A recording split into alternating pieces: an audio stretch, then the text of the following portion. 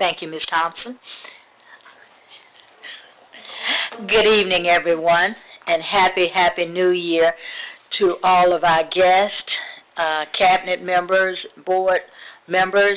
It is so nice to be back and see everyone back healthy, safe, and sound. I hope everyone had a wonderful holiday. I know you needed the break, so I hope you got good rest, so we're off and running for year 2020. This work session of the Board of Trustees of the Spring Independent School District is officially called to order on Thursday, January 9th. The time is now 6:05 p.m. Board Trustees present: Winfred Adams Jr., Kelly Hodges, Deborah Jensen, Justine Durant, Jana Gonzalez, Donald Davis, and myself, Rhonda Newhouse. I would like to ask everyone to turn off or silence their cell phones or electronic devices. Thank you. Our first order of business tonight is a review of the minutes from previous meetings. Does any trustee have any changes or corrections to the minutes of the December 5th, 2019 board work session or the December 10th, 2019 regular meeting? Madam President, I think it's just a typo on page 13 of the December 10th board meeting. Trustee Gonzalez's name is spelled wrong. Okay.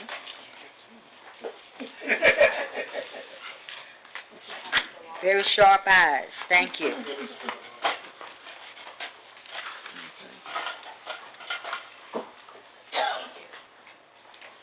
If nothing else, this will be corrected, and it will be submitted as part of the consent agenda at the January 14th, 2020 Board Trustees regular meeting. We will now hear from our Superintendent of Schools, Dr. Rodney Watson. Thank you, President Newhouse and other trustees. First of all, Happy New Year to each one of you all. Hopefully you all did get a chance to have some time off. I know all of us really appreciated our time off. One of the things I wanted to highlight today was it was interesting. In December, I was looking at the Texas Association of School Boards magazine that they put out, and I was flipping through it, and lo and behold, I see one of our own, Captain Davis, in there. And so I do want to say, and again, a special congratulations to Captain Davis, and thank you for always trying to get our district known and your support across the state for our district. So thank you once again. Surprised you too? Well, that's great. Hopefully you all have received your invitation for the State of the District. You can put that on your calendar. We're looking forward for that event as well. We've been extremely busy over the break. Hopefully you could tell when you walked in and saw the new vestibule where Ingrid sits, and so that's going to provide increased safety and security for this building, much like you all have agreed to do across the district. In addition to that, I know how many times you all have squinted to see the presentations, and we know at the last meeting the projector kept going off with shorts, and so there were some new screens, TVs actually, or monitors that were put in to provide extra line of sight for you all as well, and so we're excited about the work that Mark and his team has done over the break as well. And so I'll save the rest of my items for our meeting on Tuesday. But this is, again, Board Appreciation Month, and we appreciate you, so thank you very much. Well, thank you. Actually, it's Law Enforcement Appreciation Day, and so we also want to say a special thank you to our officers and our chief of police. Mm-hmm. Thank you. We do want to give a special recognition and thank you to them, because we really appreciate their support. For those that may not be here in the wee hours of the night when we leave sometime, if it's very late, it is very nice to see them out in the parking lot, walking us to our cars and seeing us off, because we know that sometimes it cannot be safe out there, Chief. So we really appreciate their being with us here that late and supporting us. So, yes, thank you. We appreciate you. Mm-hmm. Our next item is agenda participation, which allows the public an opportunity to speak on agenda items before these items are considered by the board. Chief Hill, do we have anyone registered to speak under agenda participation? No, Madam President, we do not. Okay, thank you. So we will continue tonight and recognize our Chief of Curriculum and Instruction for our next item, Chief Kachara Bradford. Thank you very much, and good evening, President Newhouse, Dr. Watson, members of the board. Tonight I'm bringing to you our instructional materials adoption following our Proclamation 2020. This presentation tonight does focus on excellent curriculum framework with clearly defined expectations. As part of our district-wide curriculum framework, we really do ensure that all classes and content areas have the materials that they need, and this presentation is in your yellow folder.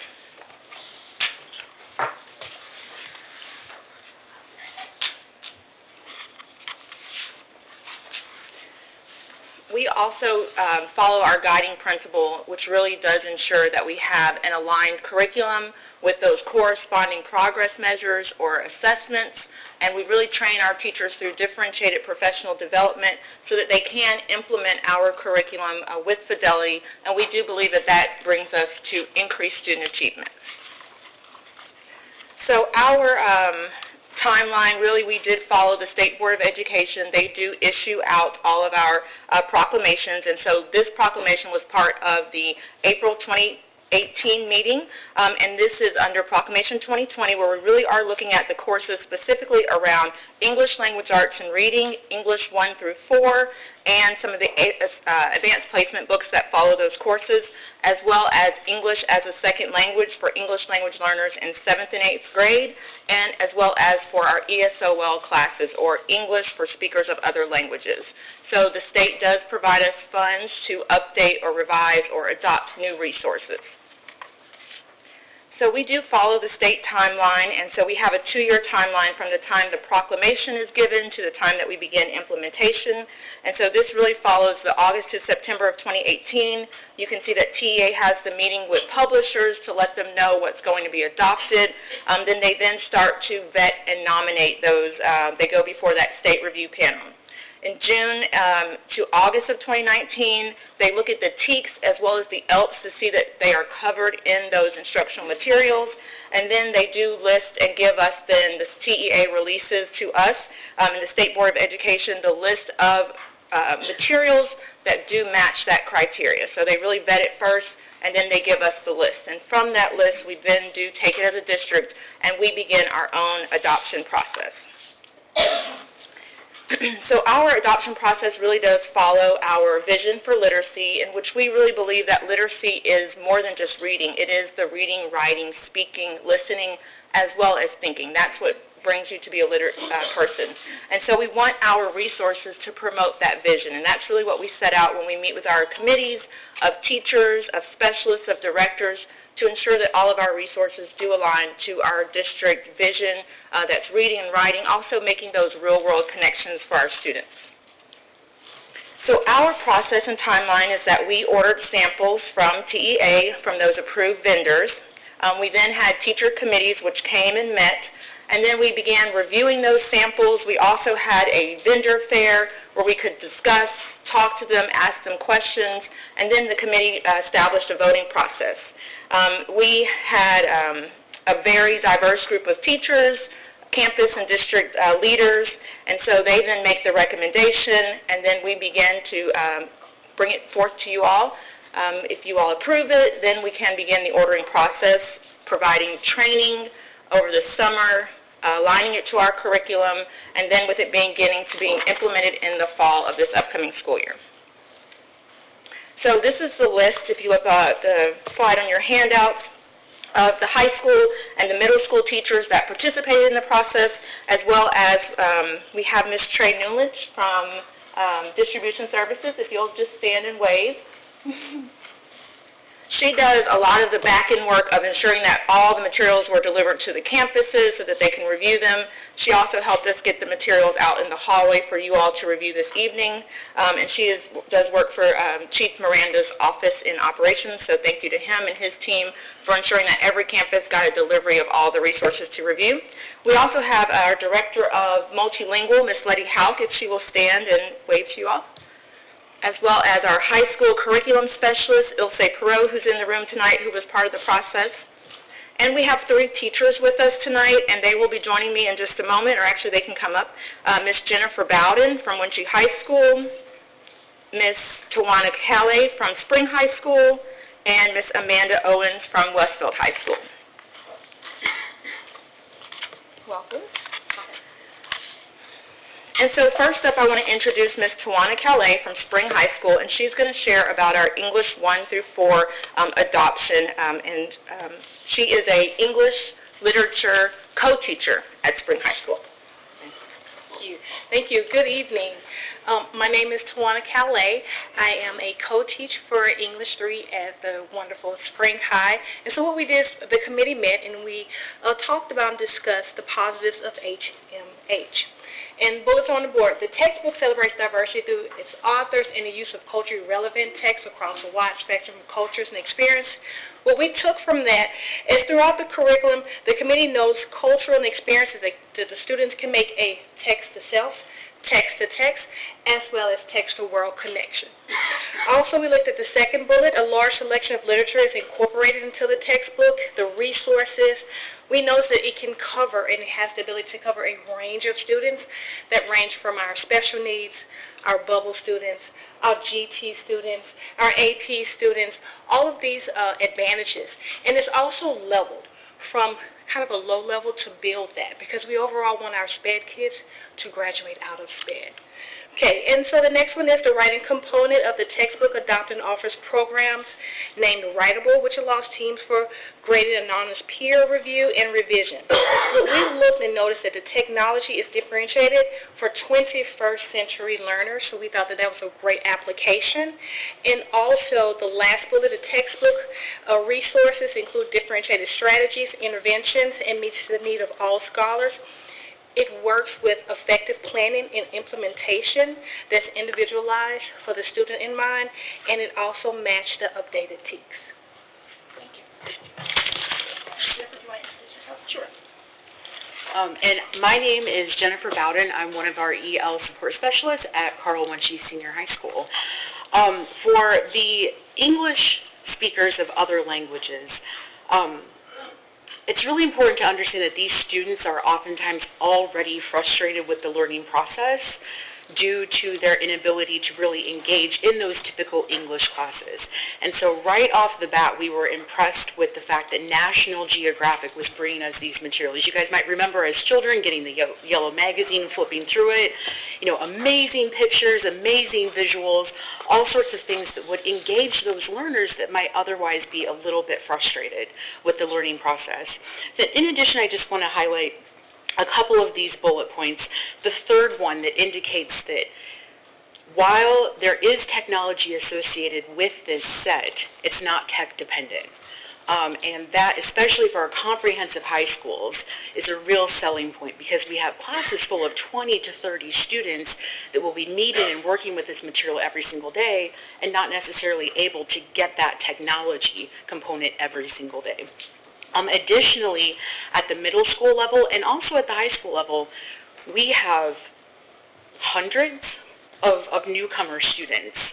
And this material really kind of allowed those newcomer students simpler sentence stems, more engaging sentence stems, to encourage them to speak and read and think.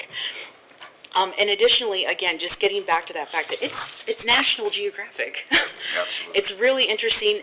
When you do have time, if you go into the hall, when you flip through these materials, again, both the middle school and the high school, you'll kind of see what we're talking about with those somewhat atypical topics. I mean, some, things that are traditional, but again, just material that's a little bit more interesting that hopefully will engage our learners who are struggling to begin with. Could you just briefly explain about newcomers? We have new board members, yeah. so they understand what a newcomer student is. Yes, okay, so with the EL students, many of our students have been in the state of Texas, in the United States for a long time, but many of them are freshly arrived to our area. And many of them come with, basic social language. They can get by in day-to-day life, but some don't. I mean, some come with no knowledge of the English language whatsoever. And please don't think that these are all Spanish speakers. Something like, help me out with how many different languages are represented. I think we have at least about 5, 6, 8 languages. We have 68 to 70 different languages spoken by the students in our district. And so it's really important to have something that can be engaging, that can bring those students together, again, just focusing on things like the visuals and the pictures that the students can look at and just immediately kind of have that shared experience and then work to the language. Thank you. So that concludes our formal presentation. We do have the resources in the hallway for you, but I did want you all to hear, just from the teachers, there was a large group that this really represents their voice, and they vetted the resources and looked through everything really thoroughly. Do you all have any questions for us? So I just want to say thank you, and it's always exciting to see you here, and it looks like a wonderful process, and it was engaging. What did you like most about the process and the engagement? Thank you. Thank you. It's an honor. Thank you for listening to me before you. I think most I appreciated the teachers' input. How do you say, given so much weight. The publishers came and really put forth an effort to sell us. Okay. They know that we're the first line, and I feel like they really put forth an honest effort. Good. I appreciate the value of our input. And we do value your input, definitely. One question for you. State review panels evaluate TEKS and ELPS coverage. What is ELPS? So the ELPS are the English Language Proficiency Standards. And so much like she was speaking of our English language learners, they also have a set of standards that they're working around, specifically the speaking, the listening standards. And it's literacy standards, but we know we have students who are speakers of other languages. So we have our TEKS, which are more academic, and then our ELPS, which are more around the language, second language acquisition. So I have a question about the alignment with the end of course STAR exams, and whether these materials. So you're probably aware that there was an investigation done by the state about whether the Lexile levels were appropriate on the STAR exam, and they concluded that they were, which is, I think, kind of questionable. And so I'm wondering about how these materials align with the Lexiles that are on the STAR exam. So I will definitely let the teachers share. I also, we really looked at resources that had a high alignment to the TEKS. So we know that the STAR is definitely testing an assessment of our TEKS, and so we chose resources that had a high alignment to our TEKS. So that was kind of our first level of defense, is we wanted resources that were strongly aligned to the TEKS. And so that's really how we know that they're going to be measuring and tracking to STAR. We have next year, starting new ELA TEKS, so in English Language Arts, they're revising the TEKS. Next year, they hit the high schools, so it was great to see how those new TEKS were then mapped out in this new resource. So it's kind of perfect timing for high school because they are launching the new TEKS with a new resource that addresses those standards. But do you all have something you want to add? Yeah, I mean, mostly, I used to teach U.S. history, and so I taught a tested subject for about 12 years. I actually had Dr. Watson's 2 daughters, lovely students. Thank you. And they really were. They're fantastic. Simone and Chandler. And for teachers, as long as the materials are aligned with the TEKS and with the ESOL classes aligned with the ELPS, then we're pretty good. As far as adjusting for Lexile levels, a lot of that has to do with the differentiation that's built into some of the programs. And most of that comes through the digital component. So different materials and different questions and different prompts are generated and available to the students based on their level, kind of where they're at, and then pushing them to that next. I'm sorry. I have a question about how are these materials adapted for special ed students in different reading problems? Yes, definitely. So we do have a special ed co-teacher with us tonight. We did want to make sure we had a voice from special ed teachers who push into the classroom and support students with special ed so they could give a lens. So will you share some of what you saw in the resources? Yes. One thing that I noticed about the information that it is leveled as low, medium, high. So as the student begins, we have a level that's tailored towards them. In the process of that, we can also push them to reach that higher level. So it is leveled out based on where the student individually is, and once we can capture where they are, once we can capture that, we now know how to plan individualized for them and how to push them in the things that are in place, along with the accommodations, the tailored accommodations for them, yes. Any more questions? So, Chief Bradford, I see that the English as a language arts, English as a second language learners, it encompasses grades 7 and 8. Yes. Do we have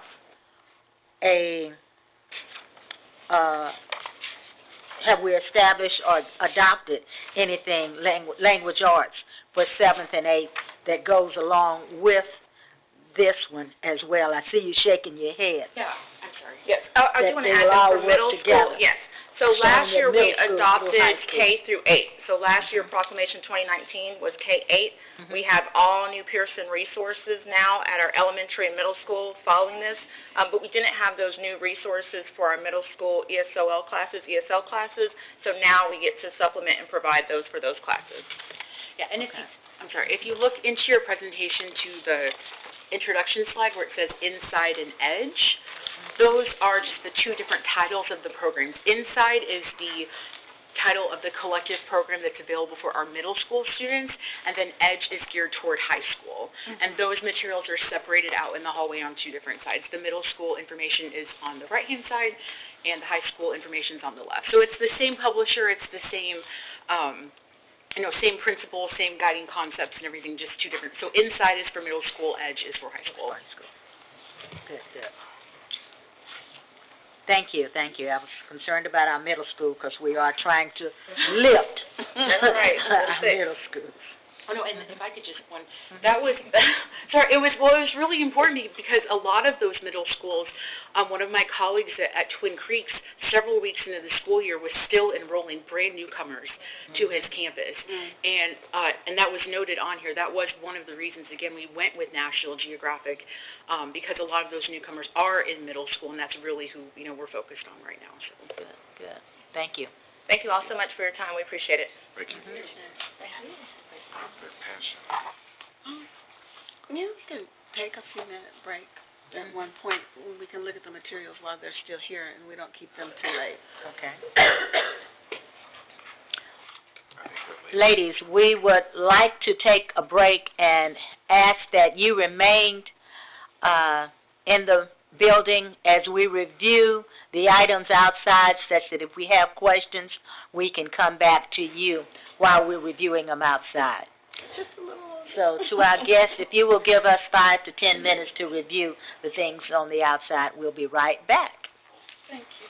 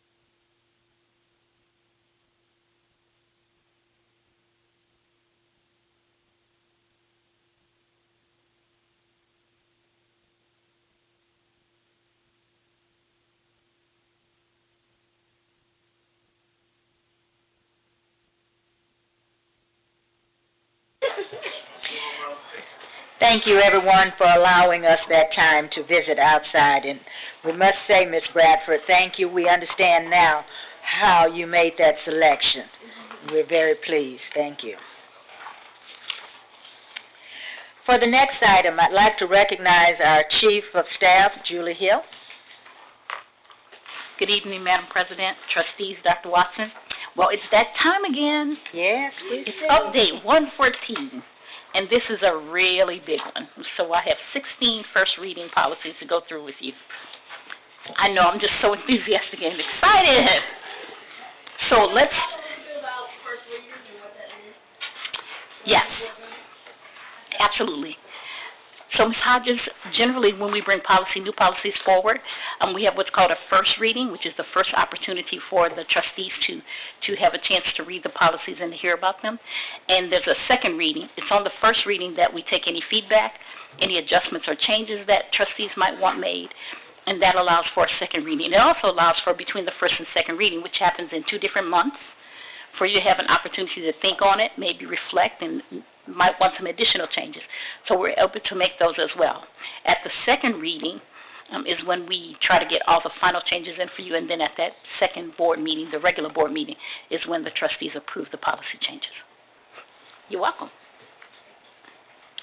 So I believe, Ms. Hodges, we also gave you a copy of the wonderful Update 114 materials as well. And so, as usual, starting on page 19, we have a list of the 112 policies, legal policies that were changed, and where we made a whole lot of adjustments. And a lot of the reason for that is because this is TASB's really first opportunity after the close of the legislative session to really go through all of the new laws and policies and make sure that everything is aligned up from the statutory code to all the district's policies that are within all of the state of Texas's different districts.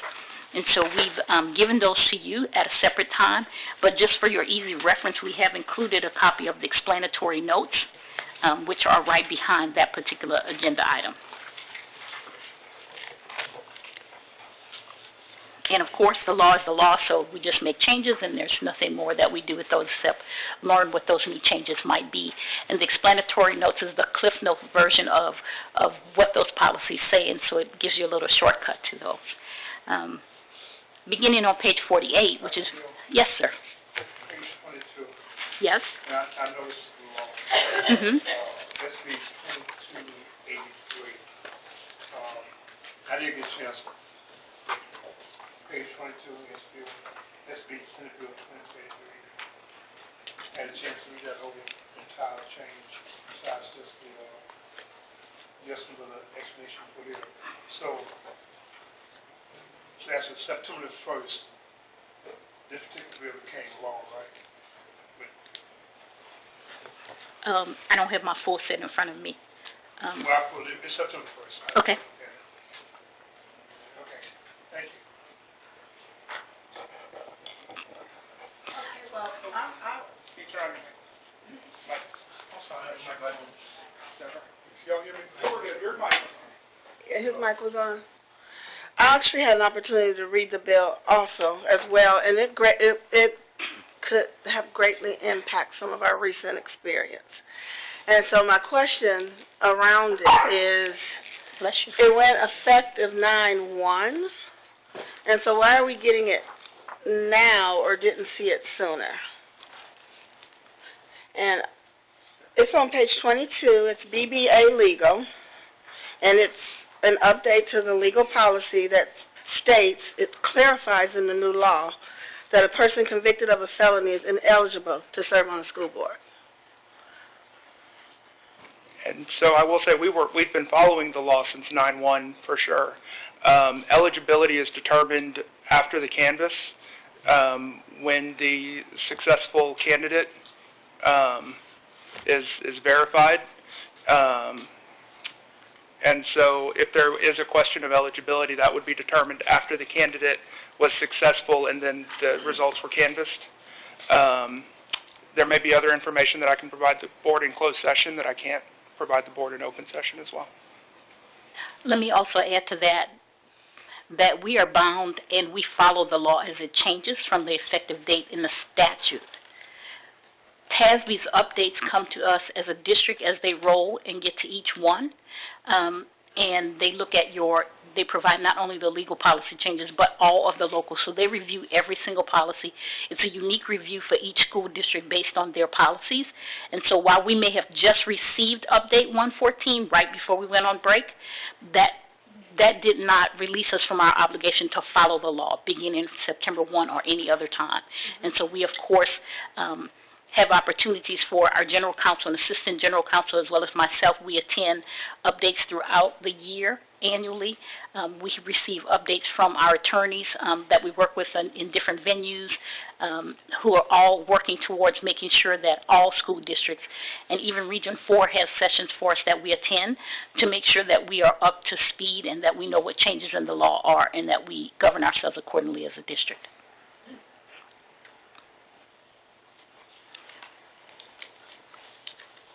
Thank you.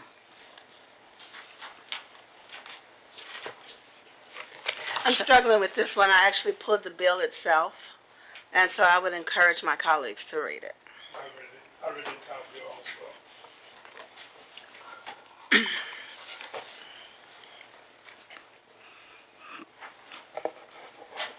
Good. Okay.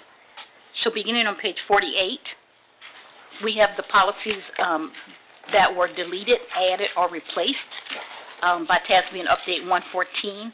As you can note on page 48, there are 4 policies that were deleted, and we gave you an opportunity to have the full copies of those under separate cover earlier. They've been available to you for your review. Update 114 also added 11 policies that began in their listing about mid-page of page 48. And if you would also turn to page 50, there are 5 policies that TASB recommends that we review, and as you recall, regulations are the administrative provisions of board policy, and so those are reviewed by the district. And so we are currently, as the administration, reviewing those and making any and all adjustments that need to be made to the regulations to make sure that the regulations are aligned to the legal policy and the local policy.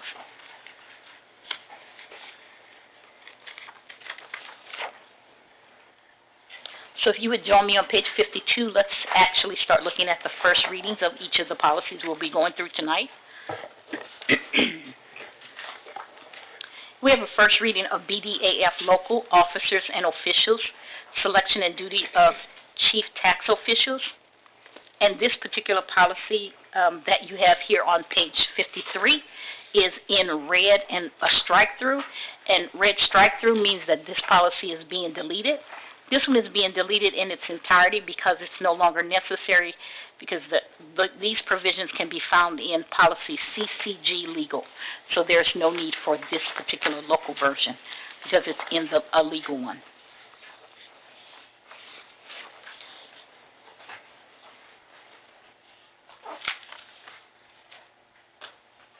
Okay. If you would join me on page 54. We have a first reading of BE Local Board Meetings.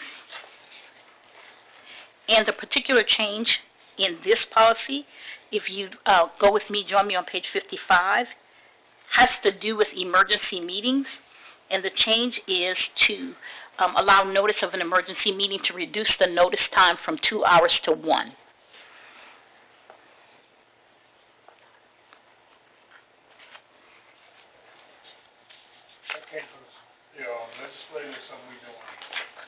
That is from from TASB, from the legislature. That's based on state, yes. Yes, it's based on changes in state law. And I'm not sure if you guys recall, but when we had the hurricane and we actually had an emergency meeting and we even had people piped in, well, instead of having to wait a 2-hour period, we could assemble you pretty quickly, and so if we can pull you together within 1 hour, then we can start that meeting. We don't have to wait 2 hours. Thank you. I have a question about this. Whenever we're changing policy, I found out that sometimes if I read the whole policy that's not being changed, I have some surprises. And on page 55, second paragraph under agenda preparation, it says that the agenda items have to be approved by the superintendent and board president, but that it said properly requested topics the board or at least 3 board members have requested to be addressed. I didn't know it was 3 board members. We I thought it changed was that. 2. That was changed. In fact, it went down from 2. This is not the most recent policy. Okay, so that 3 should be 2. We removed that completely. So, It just needed to be approved by the board president. It was 2. Mhm. Okay, so originally it was just the board president, and then I think around 2010, so you're correct, Debbie, we did change it to 2, 10 or 11, but then a few years ago, we changed it back to just the board president. So we maybe need to go through our minutes or find out why this is reading this way, Okay. because she's correct. We can, I was the We'll- board president we'll at back the up. time, that's why I remember.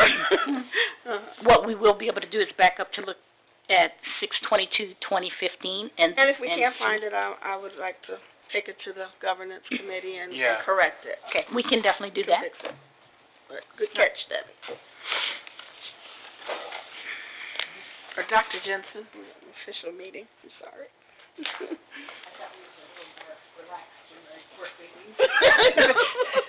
Debbie, it is.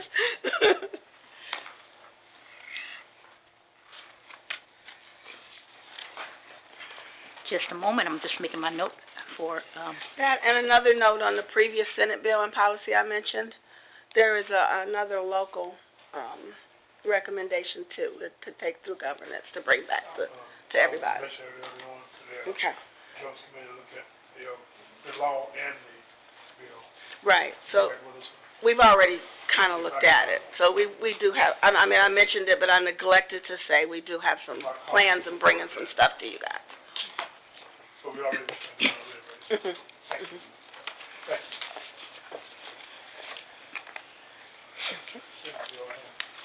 Yes, we've already looked at that. thank you. If you could join me on page 59, we have the first reading of CDA local other revenues investments.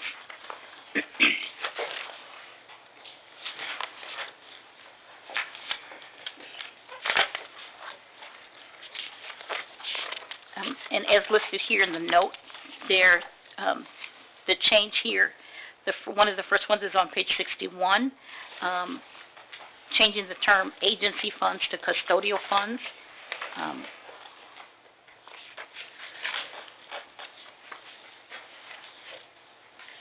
And if you could take a look at page 64, What's the reason? What's the difference?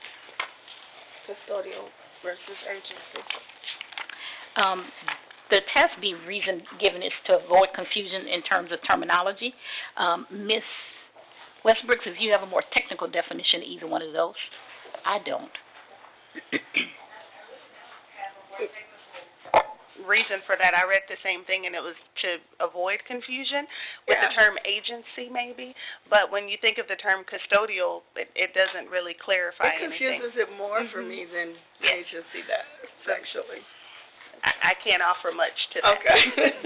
Is this a permissive change? Could we leave it the way it is? Yes, we can. It's local. I tell you what, before I would say we can leave it that way, I think we need to check Governmental Accounting Standards Board Statement Number 84, because if Statement 84 is changed, that's the reason why policy would have been changed. Okay. Okay. And that notation is on page 59 in the explanation of the item. Because I read it, I'm like, okay, so it's more confusing to me, so. Give me a second, about the page 59, Yes, sir. you don't know. No problem.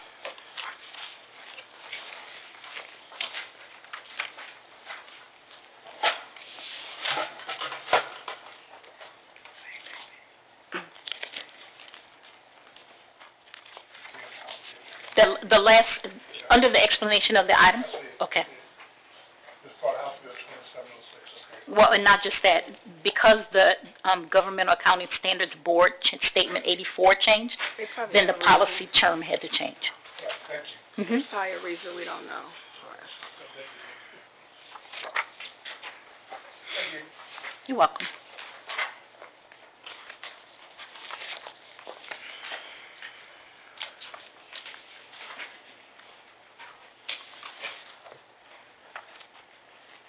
Any other questions or comments? All right. Dan, if you would join me on page 70. We have a first reading of CKC Local Safety Programs Management Emergency Plans.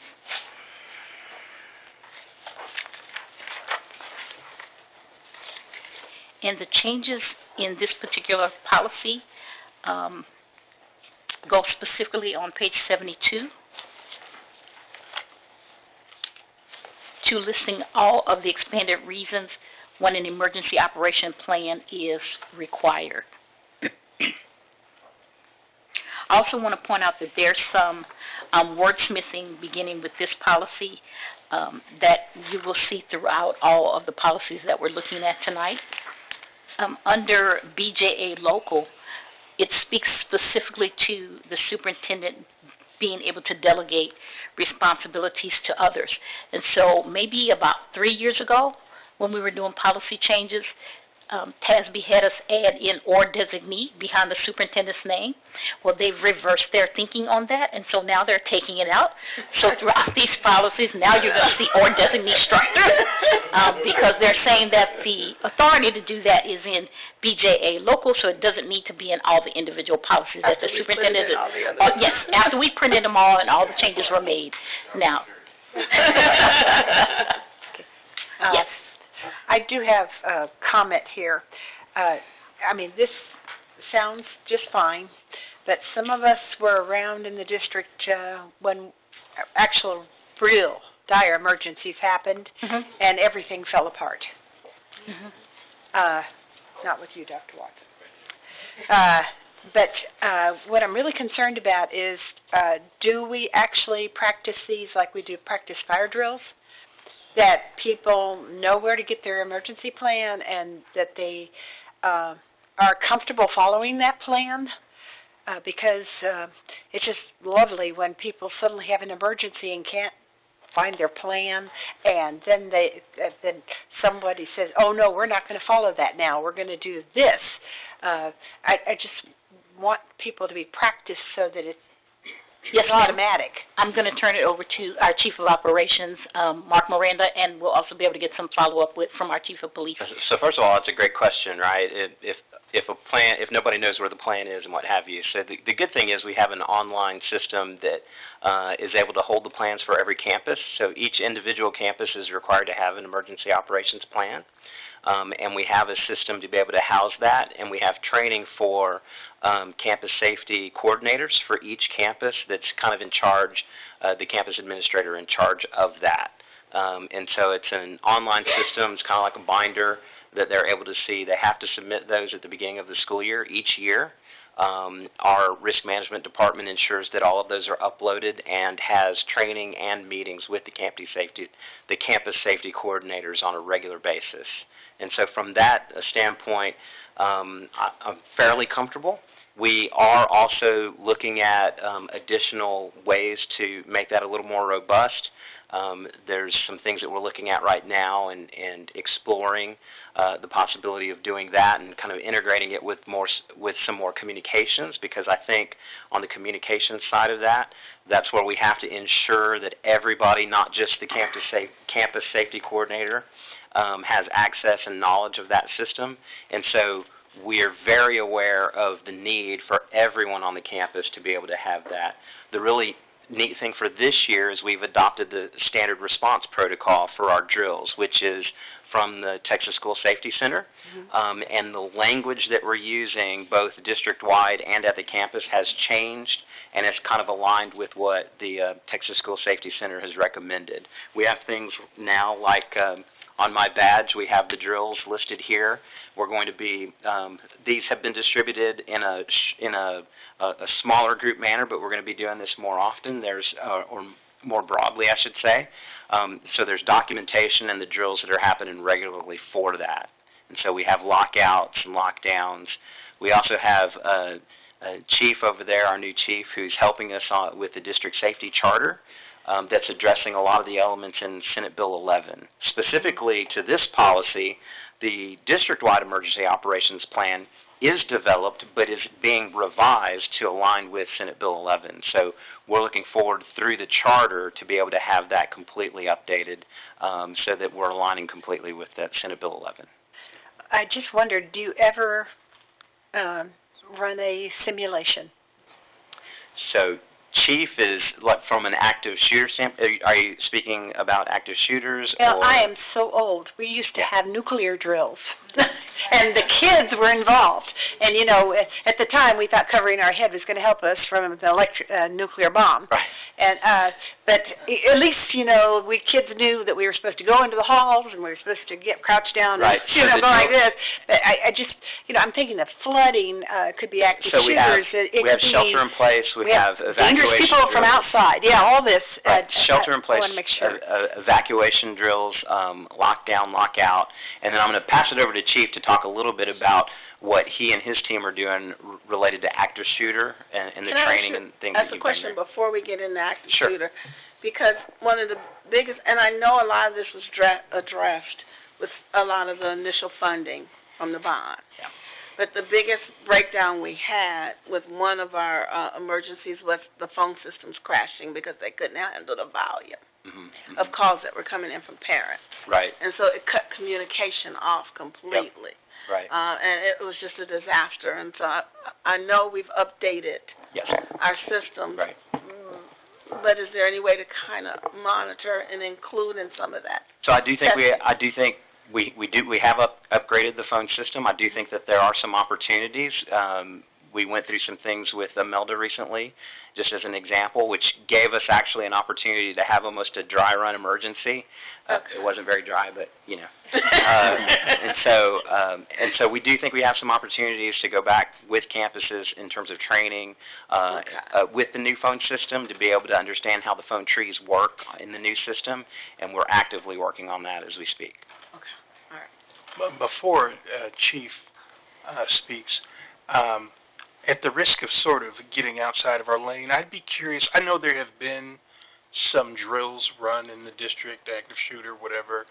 And so I'd be curious to see maybe a summary report of what our performance looked like on those drills without going into too deep a detail. Yeah, one of the things that we'll do is do that with you all in a closed session.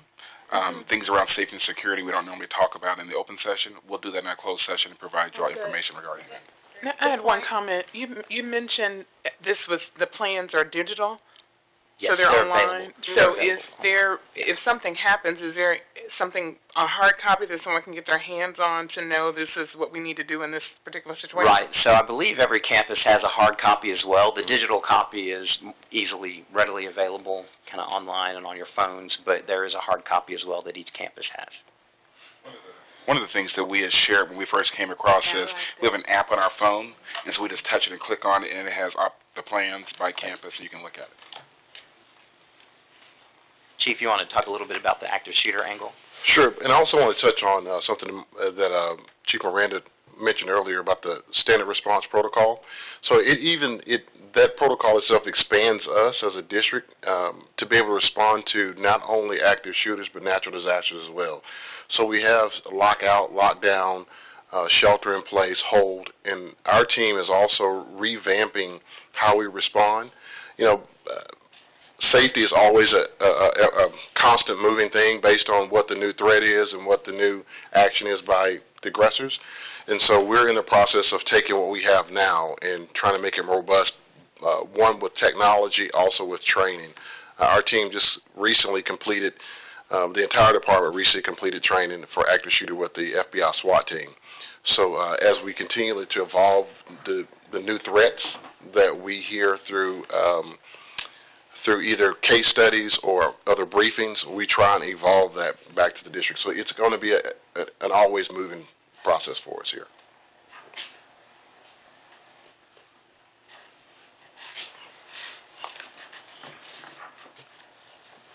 Thank you.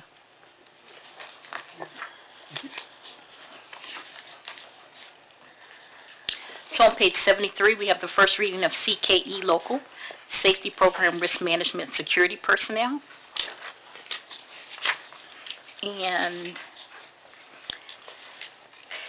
most of the changes here are just a little bit of wordsmithing, but the important piece that really puts what we already do in practice into policy occurs on page 76 at the very top, which is the sentence in blue which is added that reads, district police officers shall not be assigned routine classroom discipline or administrative tasks. That is already our practice here, and I'm sure it's the practice in many other districts, but it's being placed in policy so that it's written plainly.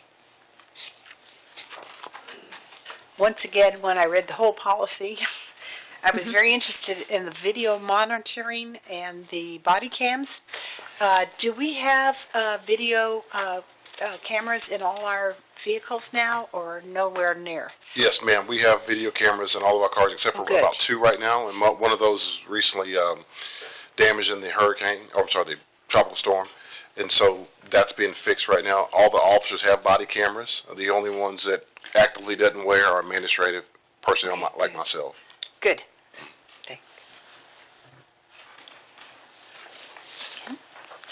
So if you join me on page 78, we have a first reading of CQ Local Technology Resources. And I'd like to draw your attention primarily to page 81. Under the security breach notification, we have a deletion of that particular provision because it has been moved to policy CQB Local. So it hasn't gone away, it's just somewhere else.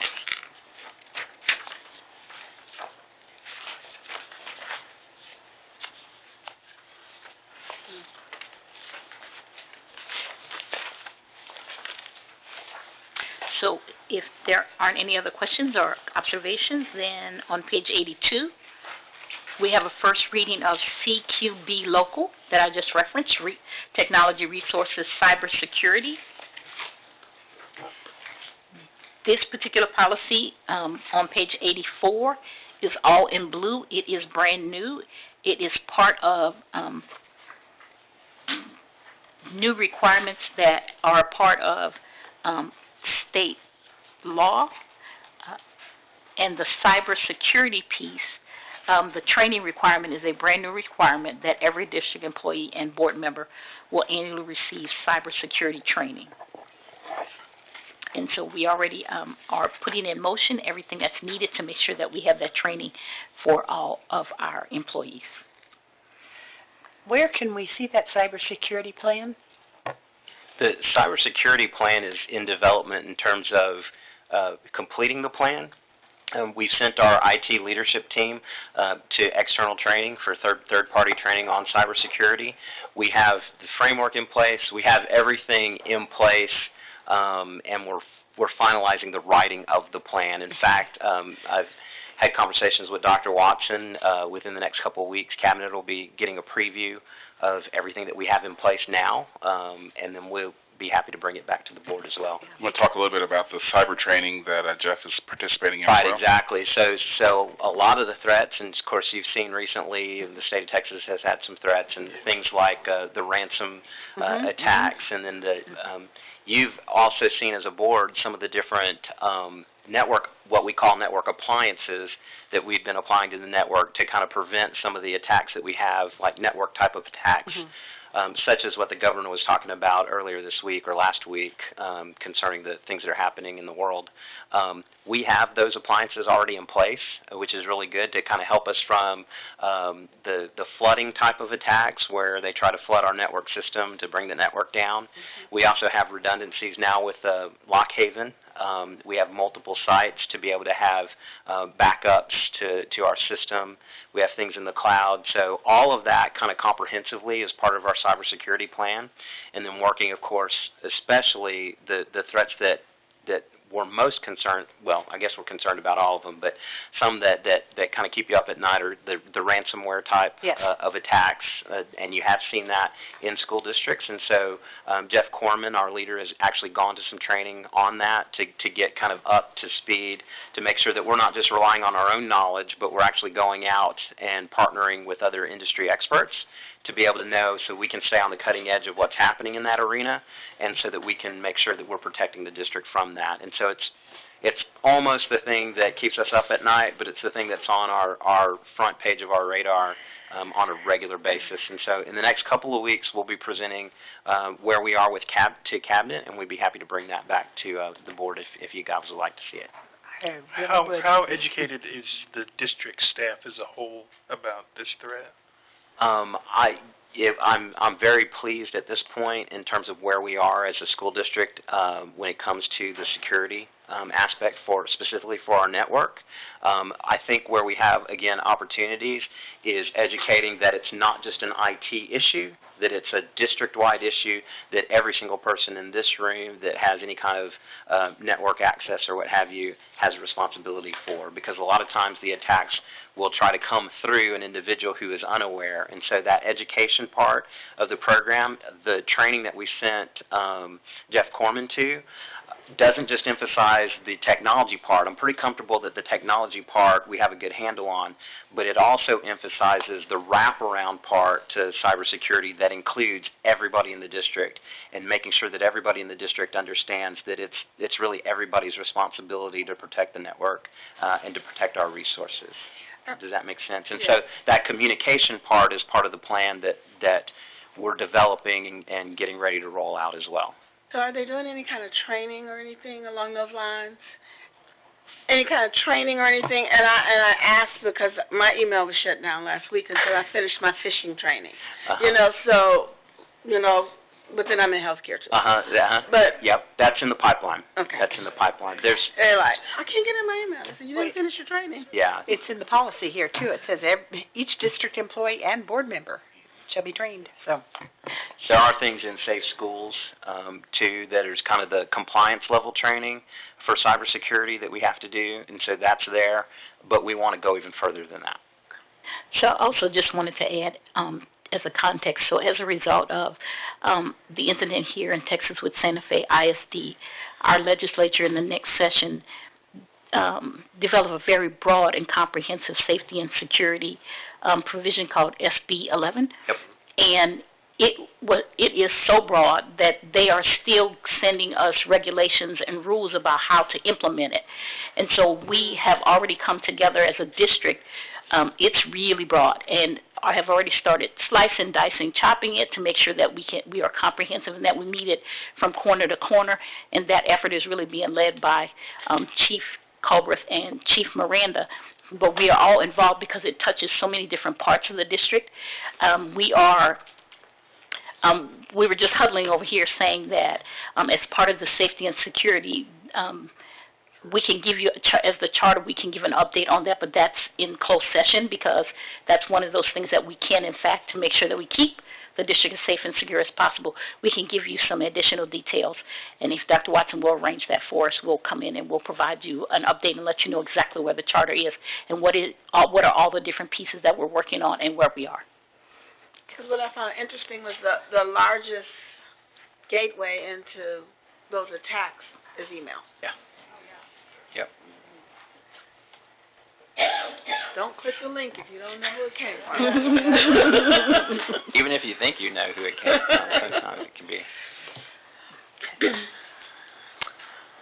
Thank you. So if you join me on page 85, we have a first reading of DFFA Local, Reduction in Force, Financial Exigency.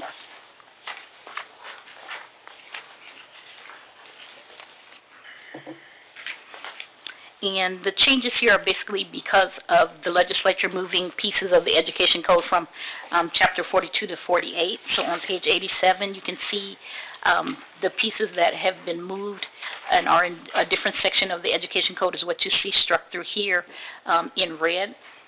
But you also see the language that's added below it in the bullet point right below in blue.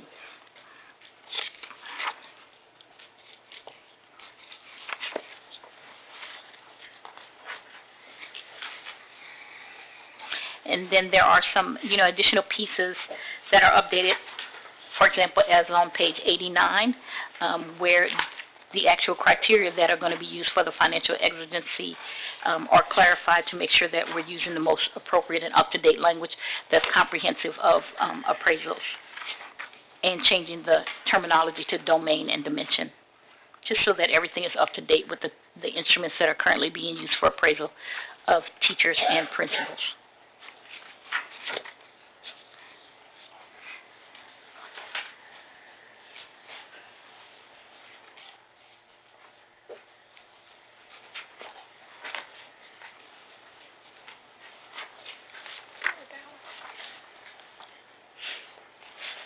Okay. Any questions or comments? If you join me on page 92, we have a first reading of DH Local Employee Standards of Conduct.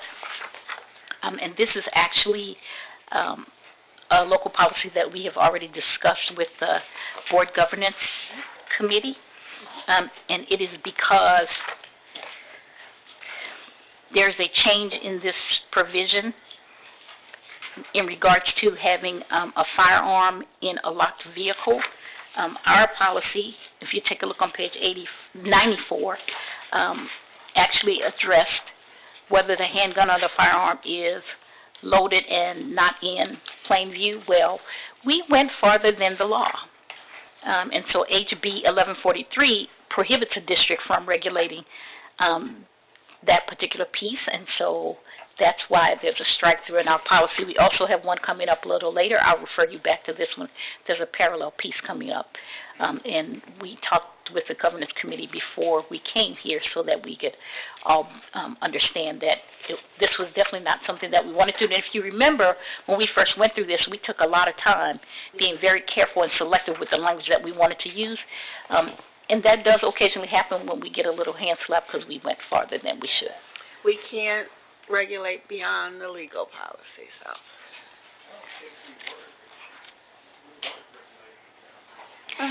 Well, they feel we were, because that's why that language got So when the law originally came out, TASB put in the must not be loaded language, kind of on their own. Joy and I, Ms. Baskin and I, who is the lead attorney for TASB, had a conversation about it at one of our conferences. That was specific TASB language that they put into all the policies, and I guess it got the legislature's attention because they made us take it out. We liked it, but we have to take it out. I don't think there should be a loaded firearm, even if it is in the car in the parking lot, but our hands are tied on that one. Thank you, Ms. Durant. On page 98, we have a first reading of EHBB Local, Special Programs Gifted and Talented Students.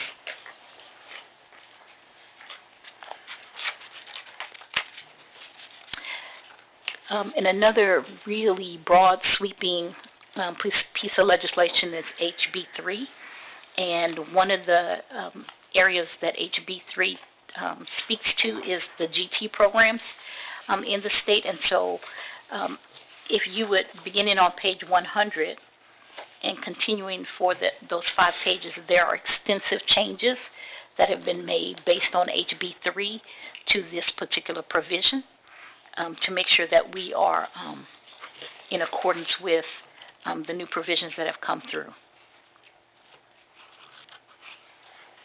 So you see lots of red strike through, and you also see additions in blue.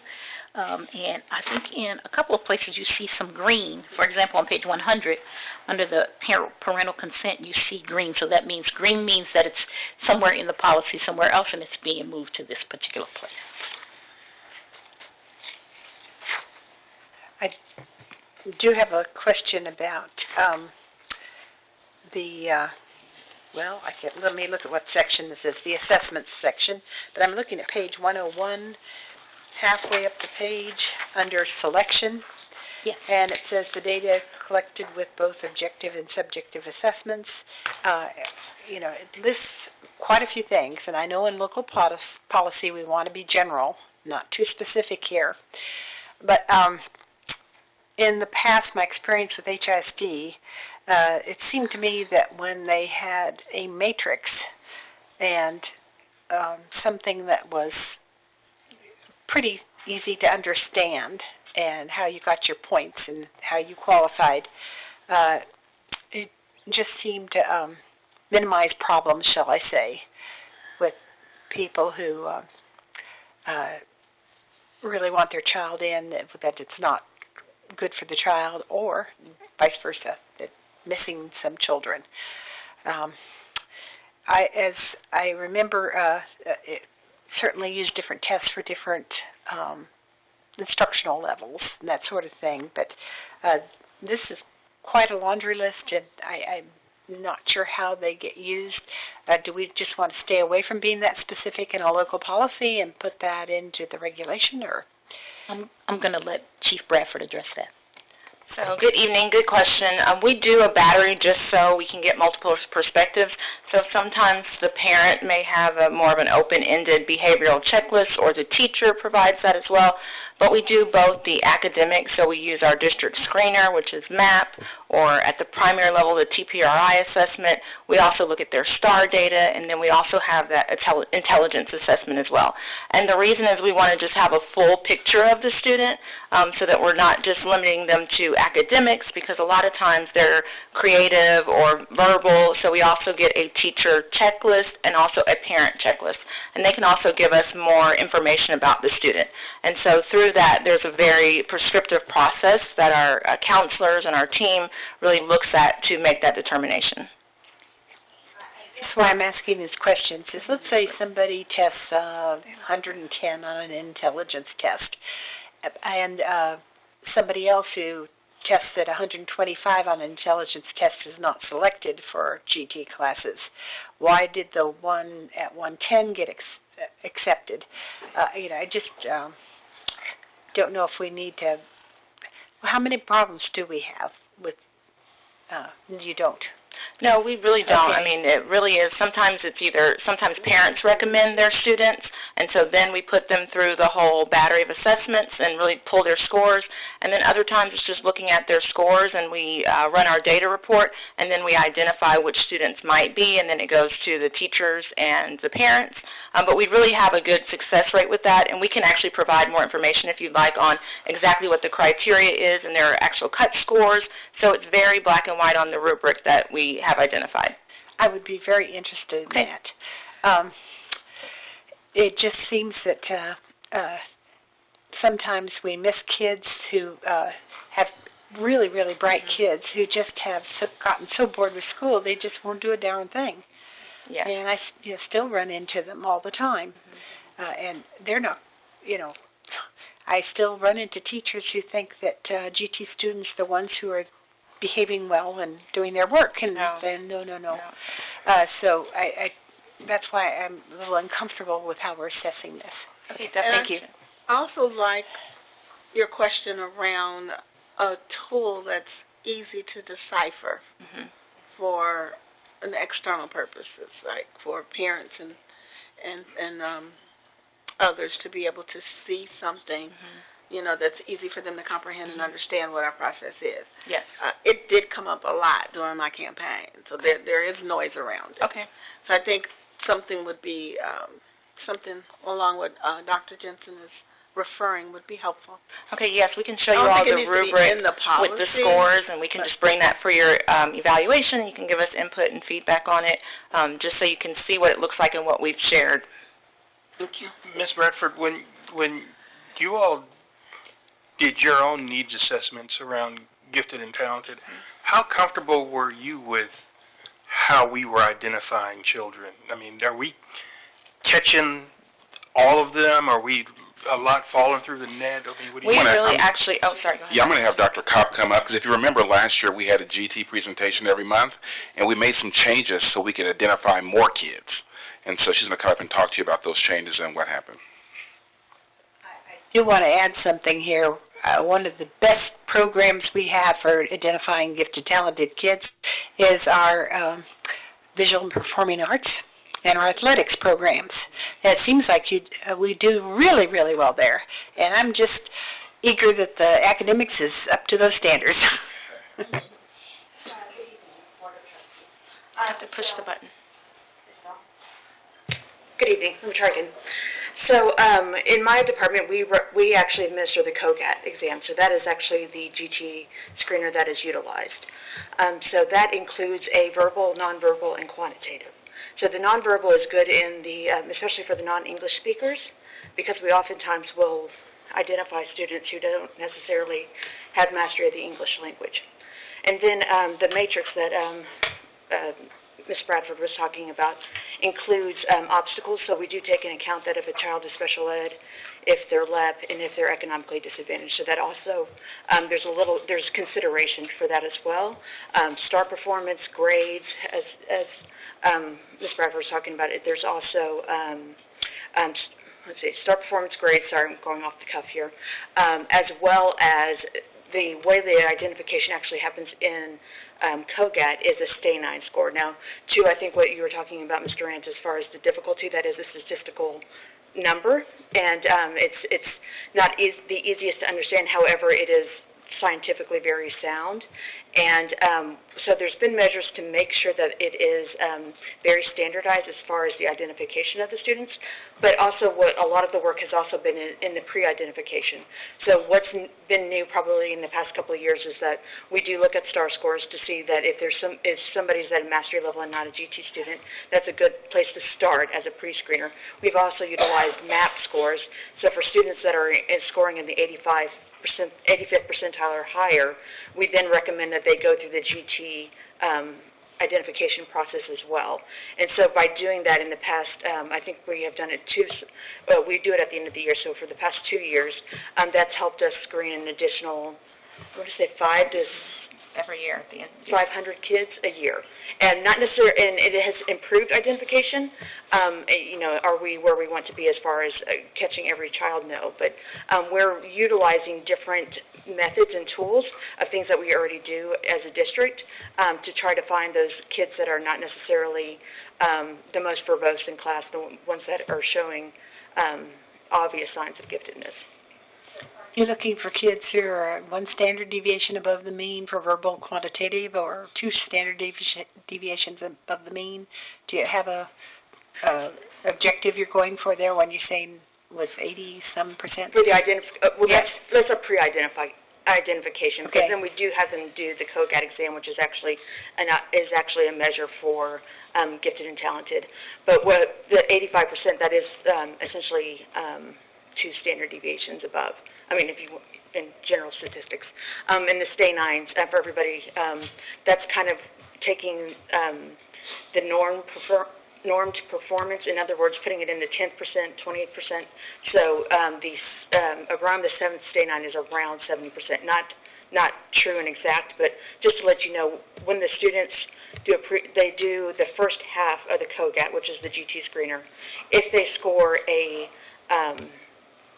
6 or higher on any of the 3, then verbal, nonverbal, or quantitative, then we have them go through the rest of the battery of the exams, and then we take into account the entire matrix, which includes all the aspects that can then qualify them more than just the COGAT. It does have the ability to help identify kids who are also not just high achievers, but also high achievers if their COGAT score is not necessarily at the highest level.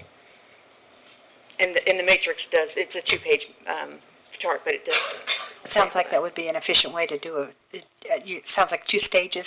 It's now kind of evolved into 3. It's at the end of the school year, we do that. We look at STAR scores, and we look at the end-of-year scores for MAP to say, okay, these kids look like they may be gifted. And we've actually, last summer, we actually had the kids have the option to come in the summer and do the GT screening ahead of time so that they could be classified as GT going straight into the school year. So that was actually a wildly popular activity that Advanced Academics in Katara's department did. And so we are trying to ferret and find out whoever is gifted and talented. But then to your question, then we do screen in the fall all kinder students and all 5th grade students. So we do a whole grade level screening. Yes, thank you. Universal screener, to make sure that we're taking opportunities to catch children who don't necessarily have a parent or a teacher that's nominating them. To be sure, my position here is that GT kids are special ed kids. They need some special education. They really do, personally. Yeah, I'd agree with that. And there's also to my mind, an equity issue here, and I think you partially addressed that when you talked about the universal screener to identify kids that don't have that strong parent advocate that is pushing them forward. Right. And so I want to make sure, like, the subjective piece of this makes me nervous for that reason. And so I'm glad to hear that you are doing that screening and starting at an early age, and then periodically doing it again, so that kids that had a bad day or whatever have the opportunity. Right, and that was the fall process, and then in the spring it's based on nomination. So we're trying to, we as a universal screener, we are catching them twice if they stay within our system through elementary school, and then we are finding other indicators where we're not necessarily giving them something extra, we're utilizing what we already do at a system-wide basis to help us find those kids that we haven't yet to identify. Really thorough and complex, so it almost makes me think, I don't know if there's even a tool you can really put together for it, maybe just a description or something, whatever you guys think is best. Because maybe what I asked for is a big ask as I listen to what you said. Right, and I am the math side of it. If the GT or Advanced Academics Department was here, Tiffany was here, it would be more of the narrative and how they explain and give those. Yes. Tiffany's at a conference, so she was here, but she's at a statewide curriculum conference. But yes, we can share definitely the matrix that we utilize. We also do have a profile, which is more like you shared of the narrative. But we also do sessions with parents around like a book study so that they know what those attributes are. Also with teachers, just so that they're looking a little differently. Like you said, Dr. Jensen, it's not just the smart overachiever in the classroom.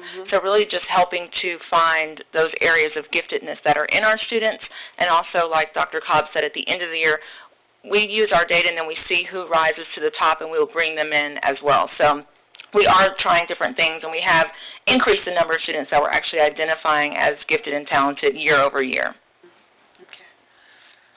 Okay. You're sharing this information with parents other than our GT kids. How do they get this information? Because I think they would really like to know and know how it's done and what you're looking at, so they can look at their own kid at home without even coming to you. How do you share it with them? Yes, several of our GTs or our advanced academic specialists attend open houses, they attend parent nights, they'll set up a table, they will distribute information. There's also information available on our website. We send things out, so we really do try and get the word out, but several of them met at campuses this year during open houses, parent conference days, or sometimes they'll have a literacy or a math night, and so we'll be there as well. Dr. Ace, can you also share, a couple of years ago we established the GT Charter based upon parents' feedback and comments to me. When I first got here, they hemmed me up, and so can you share what we did as well?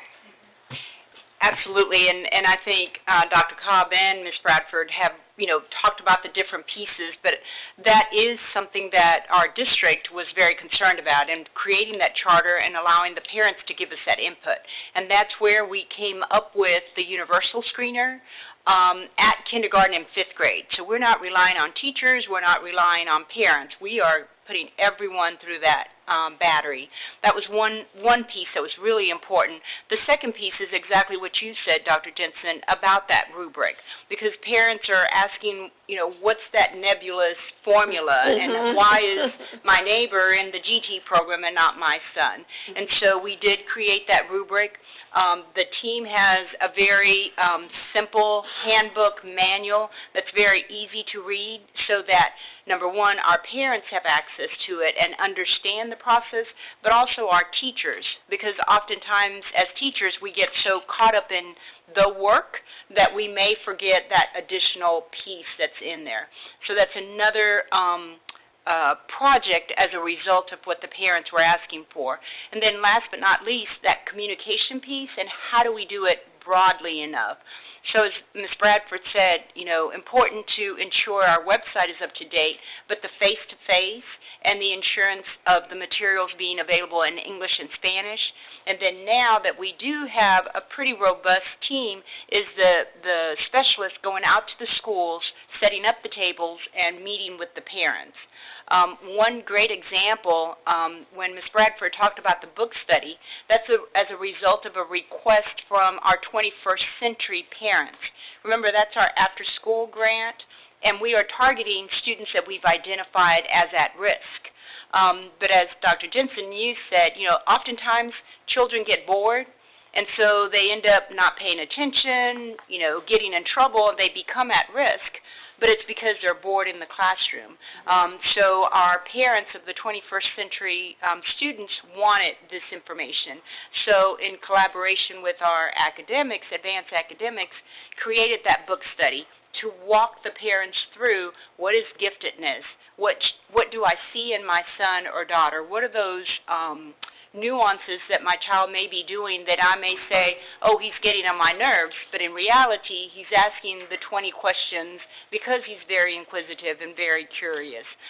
So really exploring what the parents wanted is, don't make it so closed, because our system was very closed. Mm-hmm. Parents did not know. How broad and open can you make it? And then the last piece, and I think you've seen last year, how we've attempted different ways for us to identify. Through MAP, we're already giving MAP. Our STAR results are already there. So what tools as a district do we already have that we can move forward? Because as the parents said, you're the teacher, you're the educator, you should be looking at my child every step along the way. And it's your responsibility. So the team has done a really good job of what tests do we have in place, what screeners do we already have in place to open it up and identify and get in front of it and not have to rely on a parent that's that advocate. We should be able to do that. And we've had now a lot of resources brought in because I know that one setting that Dr. Watson was at, and they were part of that committee. The parents participated in that committee, and they told us what they wanted. They wanted, you heard our teacher from Winchie, they wanted resources that were adaptive, that if my child has already met that threshold, how are you going to challenge my child? And so as a result of that, we brought Renzulli into the district, different tools that the children could use and accelerate their learning. We're not where we need to be. We have a lot of work to do, but as a result of that charter, a lot of changes have happened in spring. I think this is another instance where we have a really good story to tell, and we need to do a better job at telling it. Mm-hmm. Yes. And sometimes we can tell it, but they don't always listen. If we get out there. Thank you. Just a few more. So page 105, we have the first reading of FDE local admissions, school safety transfers. And this policy amends the list of violent criminal offenses for which a student can be eligible to transfer to another school within the district. If you look on page 106, you can see the additional language that's added here in blue that broadens those provisions out.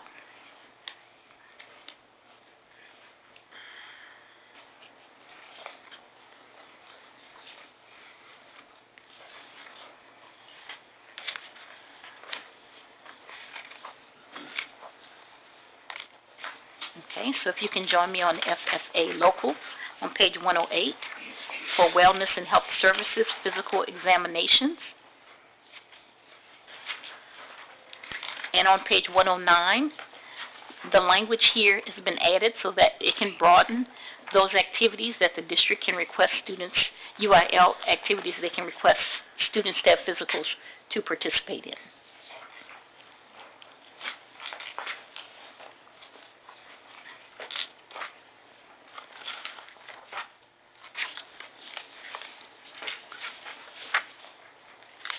On page 110, we have a first reading of FFB Local, Student Welfare Crisis Intervention.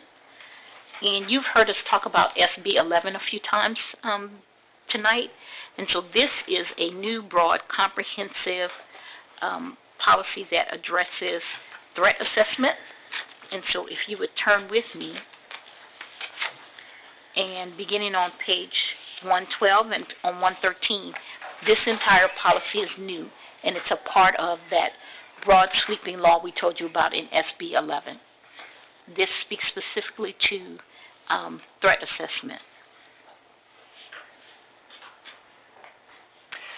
Dr. Hill, on page 112, the second to last paragraph, the large one, it says that here it says a team shall report to the student superintendent or guardian if a student is in crisis. Yeah. When I went through the sexual abuse training, and they said that the person most likely to have a report of that a child is being abused sexually is the teacher. And they said that legally that teacher is not supposed to go to an administrator or the parents. That teacher is obligated to report it to law. Yes, ma'am. Straight out. Yes, ma'am. That apparently sometimes these cases don't get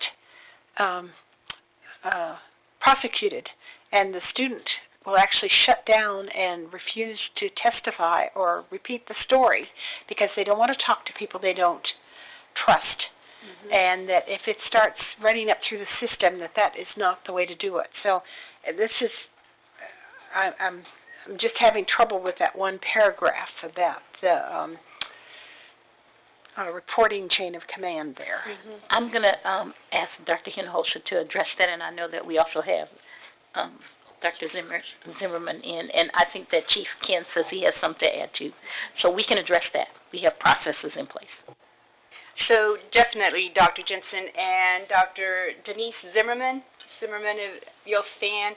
Remember, she is our Director of Mental Health and Related Services. So she, along working with Chief Colbreth, as you heard earlier, our safety charter is in place. So working through Senate Bill 11 to ensure that we address all these pieces, but know that even before Senate Bill 11, this has been a very important piece of legislation that does bound a teacher. And I think, last year and the year before, you might have heard a lot of noise, and especially in Houston, where the teachers were required to report to the principal prior to them calling CPS. And so now the law it's very clear. So for us, our teachers are trained, just like you were with Safe Schools, that their responsibility is to report directly to CPS. First and foremost. Now, they can be anonymous. If they're anonymous, that means they're not coming to the principal to say anything. But if they do also report it to the principal, and we do have a CPS case that has been, sent forward, we also notify our police department. But the teachers have the responsibility. Their certification is at risk to report first and foremost directly to CPS. Now, we do have, and we're extremely mindful, when a student is going through crisis, whether it's sexual abuse or any other type of abuse, and the outcry is to the teacher, we have trained our counselors. Dr. Zimmerman has trained our counselors on, the ability to do the analyzing of the students, and so we call that a threat assessment. And they definitely report up to Dr. Zimmerman. We have a flow chart, a process that's very clear and helps them determine, is it imminent danger, is it high risk, is it something that we monitor? And so together that team is able to create, do the assessment and be able to respond, and side by side with our police department. But it's also very important on how our police department responds, because we have now an understanding. Oftentimes you may need a plainclothes officer to come in, because now you have, a counselor talking to the child, the parents being called, you may see an officer, and may cause the child to either go into crisis and or shut down. So these are all pieces that Dr. Zimmerman has been working with Chief Colbert to make sure we have a team that is able to, do the assessment immediately and provide the services. Chief or Dr. Zimmerman, or if you have any questions, Dr. Zimmerman is here and can definitely answer any of this. I think the biggest difference in this policy as well is now it also requires me to call the parent as well, and so it's not just them going. I have to call the parent and check on the child to see if it's okay, that I document that back and email to the parent saying, thank you for talking with me about the issue that happened, and then I copy Dr. Zimmerman so she has that on reference as well. And I know you've seen some of the guides. Dr. Zimmerman and her team continue to create very simple guides that have a process. So, for example, this one I think you've seen before, but this is the non-suicidal self-injury and suicide guide, and it has the process immediately. So our counselors have this, our teachers have this, they have the important phone numbers, who to call, what are the questions you should ask, what's the self-care form that the student asks. So very simple guides that step the teachers through the process because they are the first line of defense. And what the team has done now is working with our SHAC committee, creating the parent resource guide.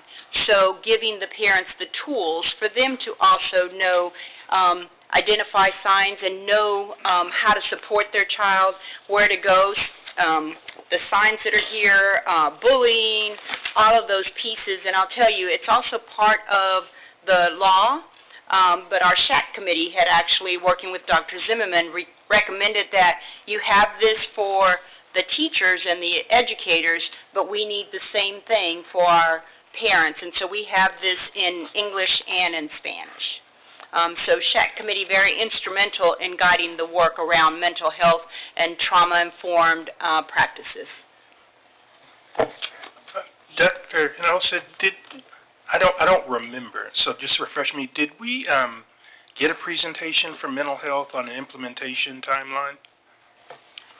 No, we have not. Not a presentation to the board. I know we have our framework and continue to work, but our work around mental health has now dovetailed with our safety and security charter, since so much of the work that we're doing is actually called out through Senate Bill 11. I remember hearing about the work we were doing with mental health first aid training.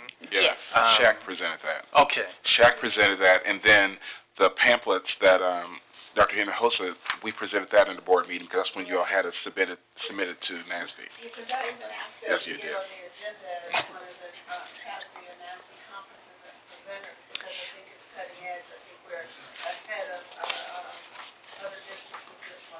See my sad face? I'm forgetting to turn my button off. We have applied, Dr. Zimmerman and I have submitted our proposals. We haven't gotten selected. But I do want to say Dr. Zimmerman did organize, we had a meeting here in December with all of the surrounding districts to discuss Senate Bill 11 and all the implications around mental health and responsibilities of the SHAC committee. And we were, I have to say myself, we were advanced as far as what we are doing and responding in relation to other districts. And, we've shared our resources, but we have, since, the board approved this position last year, have been able to really push this work forward and arm our teachers, administrators, and counselors with the resources that they need.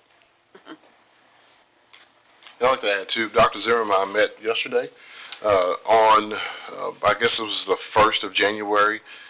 Texas State Schools released their best practices, their tool for threat assessments.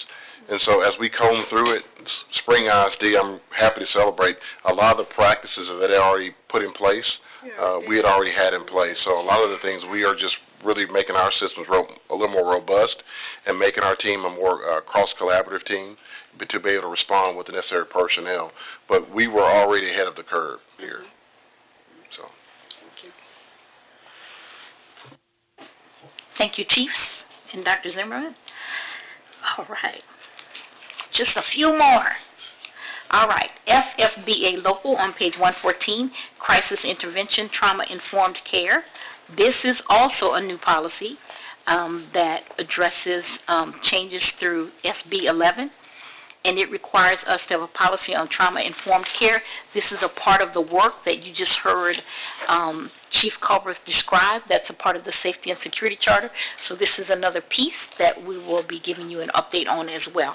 And that it is brand new, so the policy on page 118 is all in blue.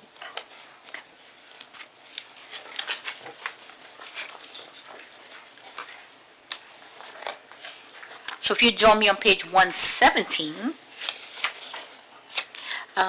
we are looking at GBAA Local Information Access Request for Information, and the work in this policy specifically deals with emergencies or catastrophes. And so on page 119, there's an addition here that allows for the board to delegate the superintendent to suspend our normal rules around Public Information Act requests in times of catastrophic events.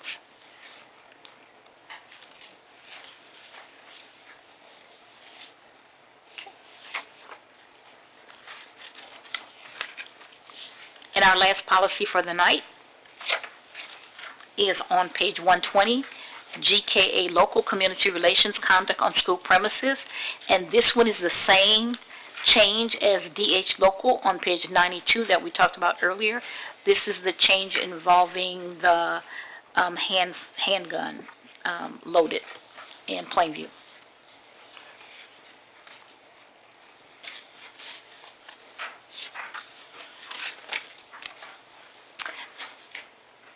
So thank you very much for your patience and your attention tonight. Just say one thing. I have seen some really inappropriate clothes worn by parents visiting a school on many occasions. And I don't know how we address that in this policy, but just give everybody a little heads up that there's clothes being worn that would never be allowed on a student or anybody in our employee. Noted.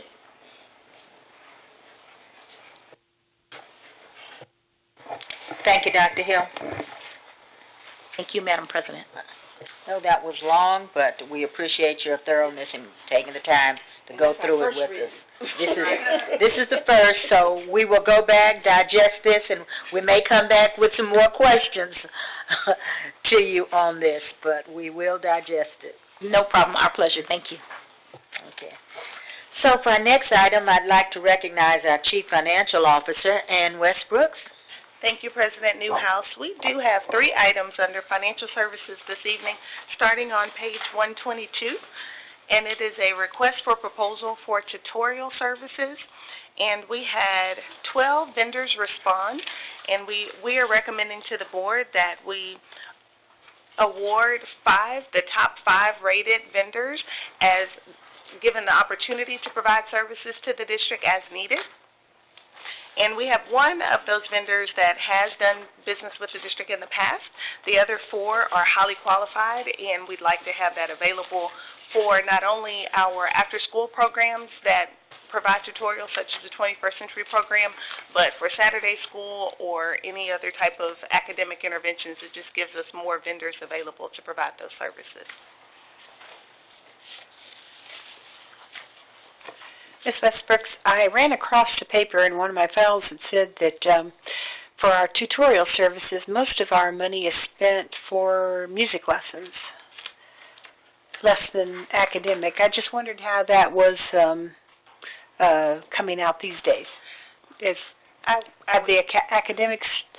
I'd have to disagree with that. That's 2 different pots of money. So there's some money that we do have allocated for music lessons and that sort of thing, but there's definitely more funds that are allocated towards academic interventions and tutorial services. Well, that's good news. Yes. Yeah, we fixed that. Mm-hmm. But These five All are that rated applied very is here, right? Yes, ma'am. All 12 that responded, and we're recommending the top 5 move forward. When did how long was the RFP out there? Typically, we have to have it posted for 2 weeks.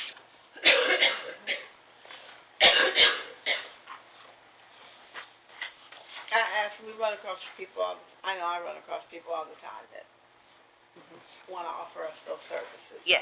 I would like to be able to always say we have a process. So. We do have a process, and we always encourage them because throughout the year they will come to us and say we're interested, and we always encourage them to register with the district. So when we have a relevant request for proposal, that we'll actually reach out to them to let them know that it's available at that time. So if they come to you, tell them to please go to our procurement website and register with us. Perfect. Thank Yes, you. ma'am.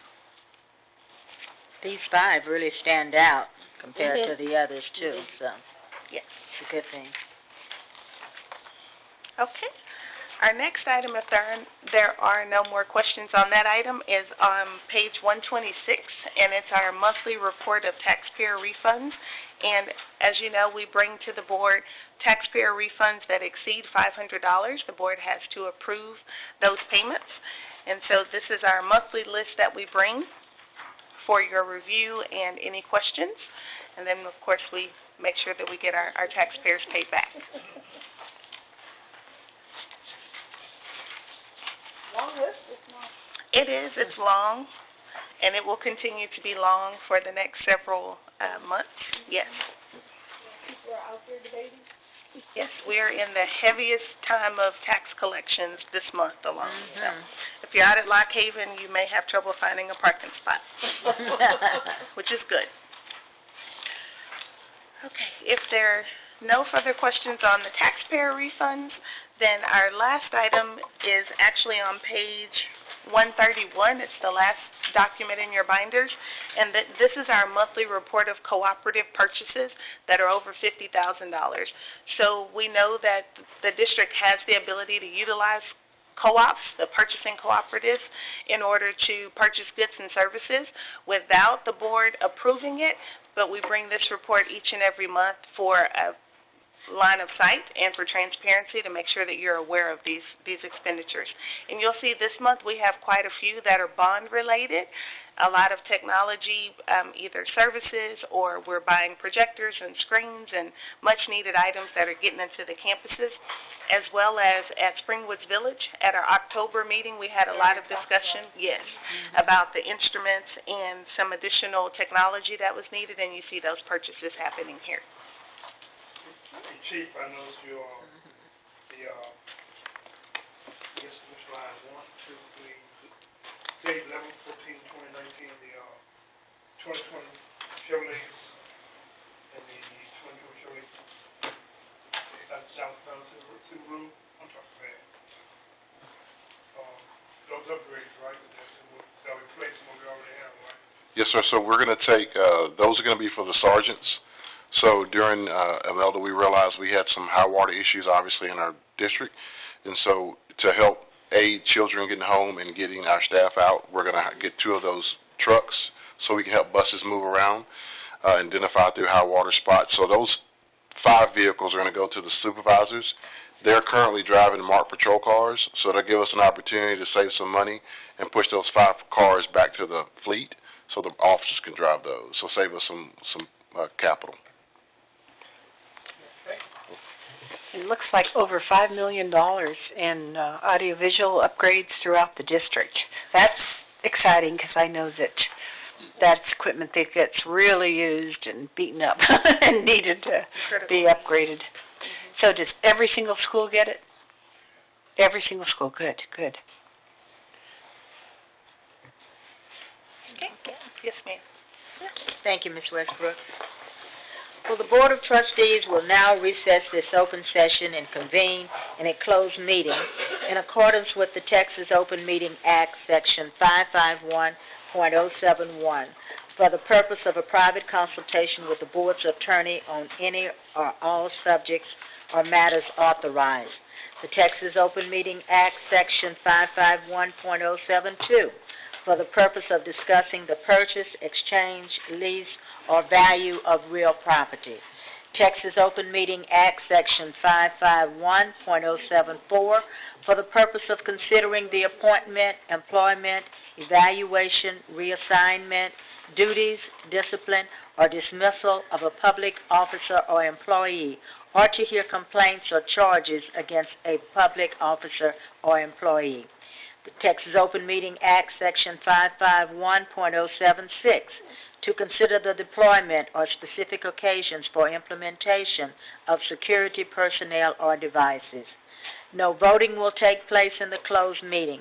Any action the board wishes to take as a result of discussions in the closed meeting will take place after the board reconvenes in open session. The time is now 7:57 p.m. We will now address the items discussed during closed sessions. Are there any motions? Hearing none, I will now entertain a motion to adjourn our meeting. Madam President, I move we adjourn. Second. It's been moved by Jana Gonzalez, second by Dawn Davis, to adjourn the meeting. All those in favor, please raise your right hand. Motion carries unanimously. There is no further business. This meeting is officially adjourned at 8:57 p.m.